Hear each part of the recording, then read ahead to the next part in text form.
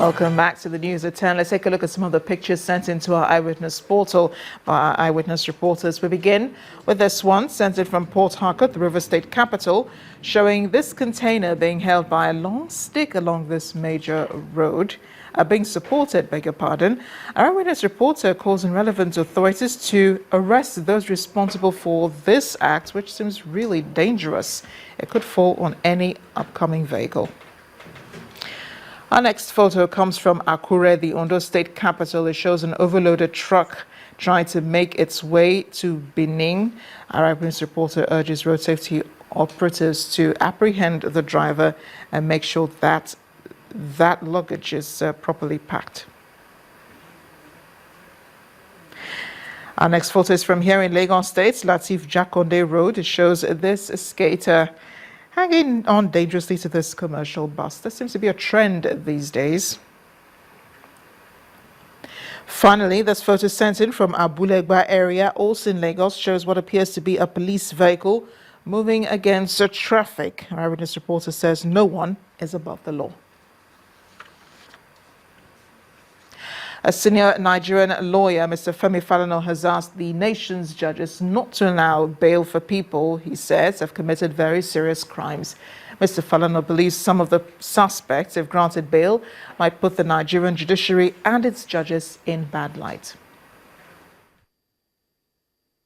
I have also appealed to our judges to stop giving the impression that politically exposed persons and other members of the ruling class who have committed the worst criminal offenses ever recorded in our country, in the history of our country, can just walk in and out of our courts. I mean, that impression must not be created or given, that our judges are covering up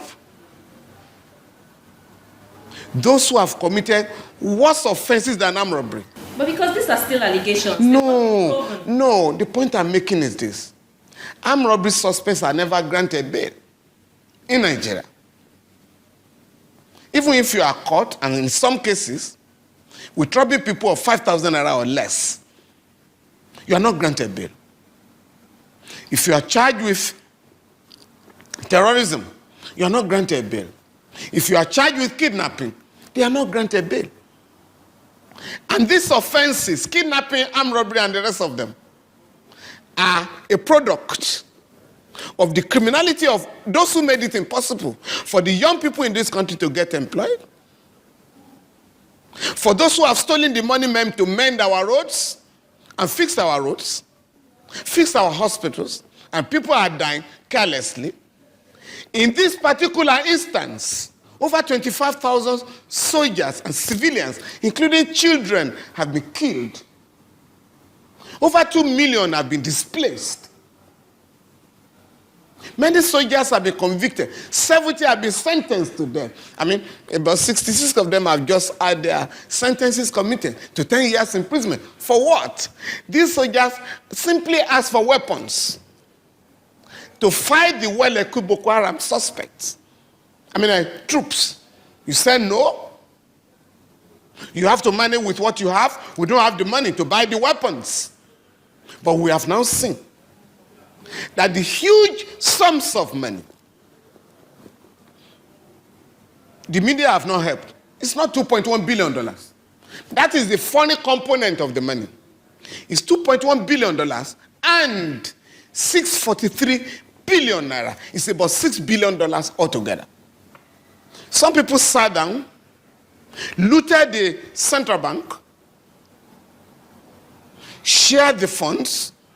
In fact, in one instance, 4.7 billion naira was given to marabouts. Senior Advocate of Nigeria, Femi Falana. For weeks now, there has been agitation in the southeast over calls for the recognition of the sovereign state of Biafra. Between 1967 and 1960, this same agitation, led by the then Biafra warlord, Chief Emeka Ojukwu, was crushed by the Nigerian armed forces. Last week, former President of Nigeria, Chief Olusegun Obasanjo, said Biafra is dead and buried. Even though Nobel laureate Wole Soyinka thinks otherwise, he believes there's need to address the agitations of the people Against the backdrop of the Armed Forces Remembrance Day, we again take a look at the Nigerian military and the Biafran issues. Joining me now, the news at 10, is a senior lawyer and national president of the Committee for Defense of Human Rights, Mr. Malaka Ogumadu. Thank you so much for joining me on the news. Thank you. I'm delighted to be here. Malaki, thanks for joining us on the news at 10. My pleasure. Nobel laureate Wole Soyinka thinks, that the issue of Biafra needs to be addressed. Well, this is important because it was the whole Biafra issue that led to the civil war in the first place. Do you think the people have a voice now? Do they have a reason to come up and agitate? Well, it is difficult to completely discountenance the views of world-renowned political-minded persons like Professor Wole Soyinka, who has been very active in the entire trajectory of Nigerian history. And the point is made that it will be of no use to completely forget the preconditions or factors leading to the present agitation. And I think he's perfectly on point regarding that, essentially because we've had these agitations too many. Don't forget, we just smattering from on the heels of the Niger Delta agitation, just as the Boko Harams has distorted and disorganized they are, also have issues. Now, the point is that under the organic law regulating the interface of forces and relations in Nigeria, I'm talking of the Constitution, the people of the Southeast, no less any other ethnic group, has their right to freedom of association, their right to freedom of expression, and most importantly, and this is under the United Nations instrument, they have right to self-determination. What is an issue is the mood through which or by which they make these agitations. No matter how much right you claim you have, you cannot, resort to violence or other criminal activities in pursuit of those rights. That has been the issue. Yeah, so while we don't want to make this about Biafra and, the issues of agitation, do you think that we're still smarting from the effects of the civil war?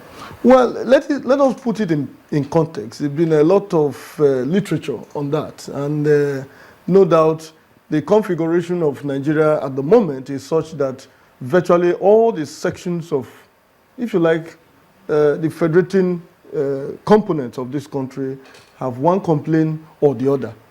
And the idea is that if a people have clearly understood and appreciated their crisis, the way you go about it is not to resort to the same tactics that will undermine the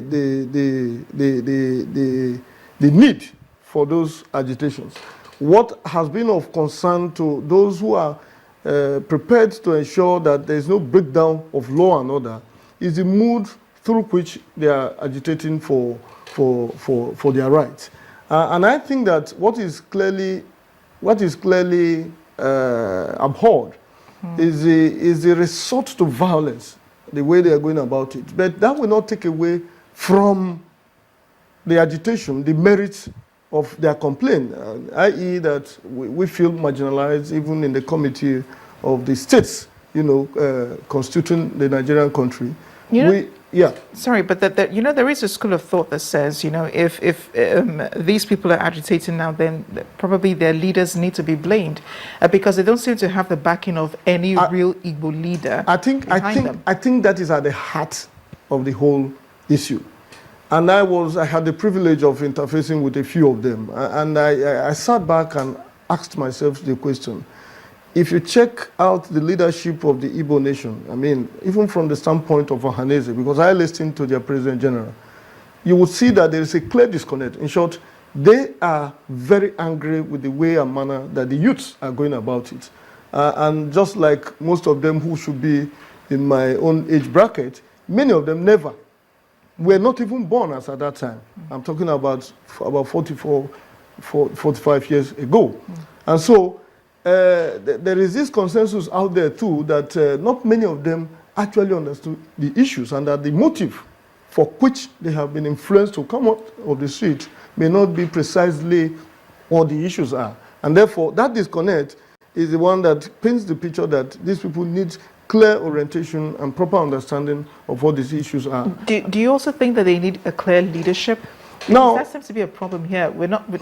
Right now, we're not really sure who really is leading these people. There's Nnamdi Kano, who's right now in detention, and then there's the other man who's claiming that he's the rightful leader, and so on. Is there a clear leadership for this? Do they need one? The clear polarization of that group along the protagonists, as we have seen now, clearly underscores the lack of coherence, even in terms of what they are talking about.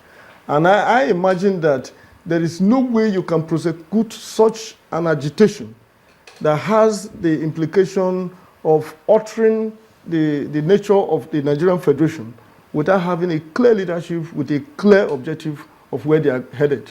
And in the absence of such, clear leadership, it will be entirely difficult for such a group, that is literally challenging the status quo to be able to deal with the enormity of that challenge. Malaki Ogumadu, thank you so much for joining us on the News at 10. Really Always appreciate your thoughts tonight.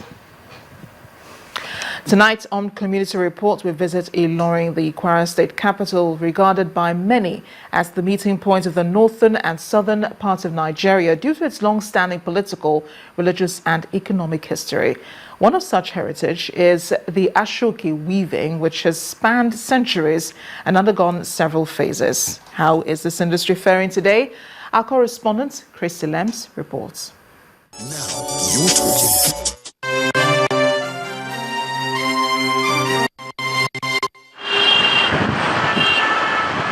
Ilorin is the biggest city in Kwara State, north-central Nigeria. And as of 2007, population here was put at over 800,000 people, which translates to over 1/3 of the total population in the state. The town is believed to have been founded in the early 15th century and is today occupied by Yorubas, Fulanese, Nupes, Barubas, among others. Over time, it has grown to be, a mixed culture of people of the Yorubas or from other parts of Kwara, the Fulani, obviously, and those from other parts of Kwara, say Kwara North. The coming of Islam into Ilorin brought a huge influence on the people's way of life and the emirate status of the city.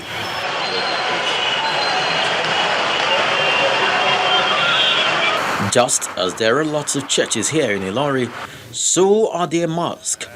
But of them all, this stands out: the Central Mosque, which hosts religious prayers every Friday.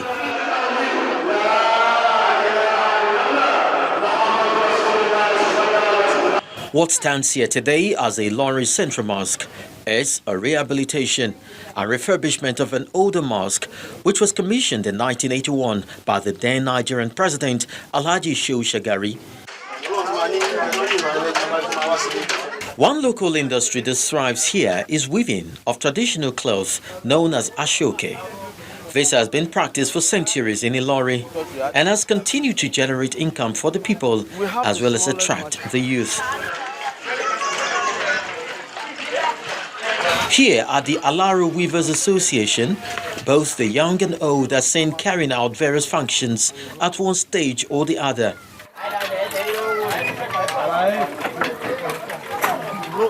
The workforce here is a mixture of those who've gone through schools and others who haven't, but equally skilled.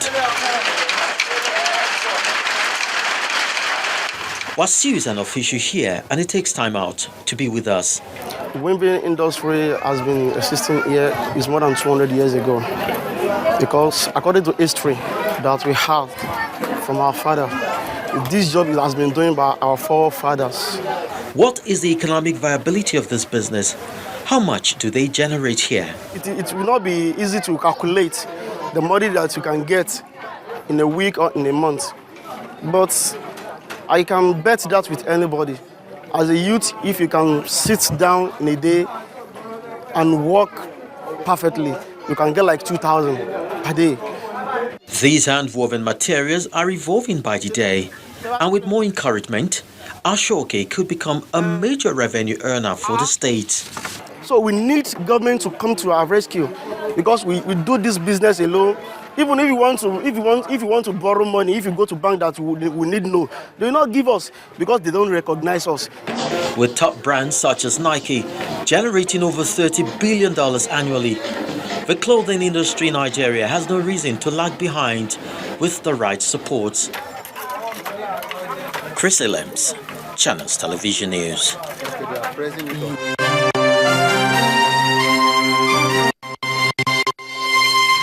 Etisalat, now you're talking.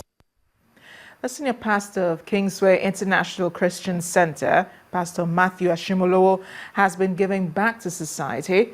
Widows and elderly women in Osun State were showered with gifts ranging from clothing to food items. He explained that his decision to reach out to these groups of people is because they're usually abandoned by society.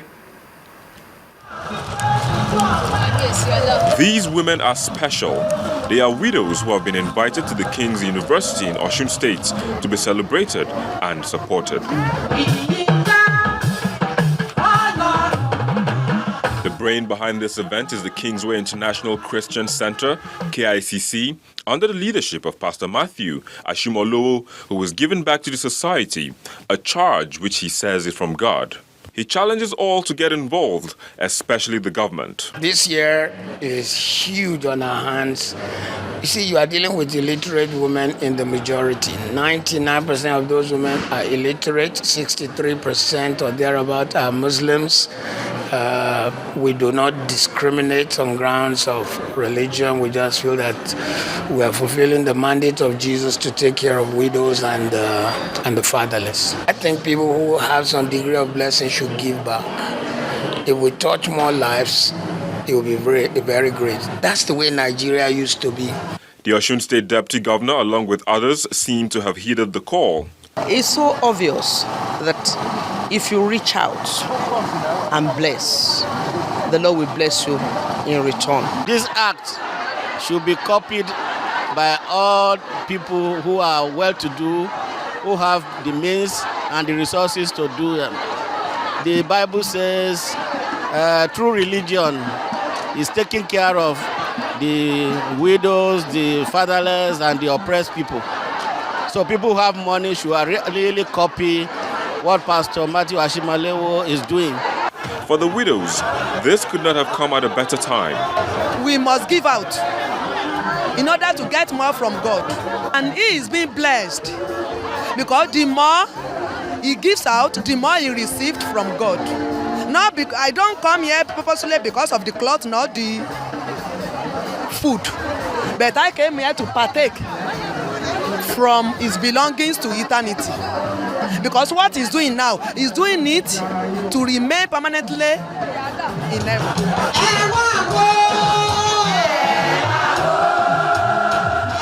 Gratitude knows no bounds for these women, especially when it appears there are no other avenues, and the dancing here should open more doors of celebration.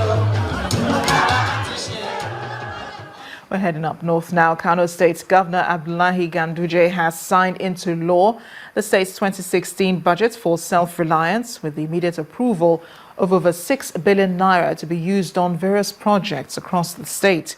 Signing the budget, Mr. Ganduje says, given the massive reduction of federal allocations, government shall entertain no failure from taxpayers.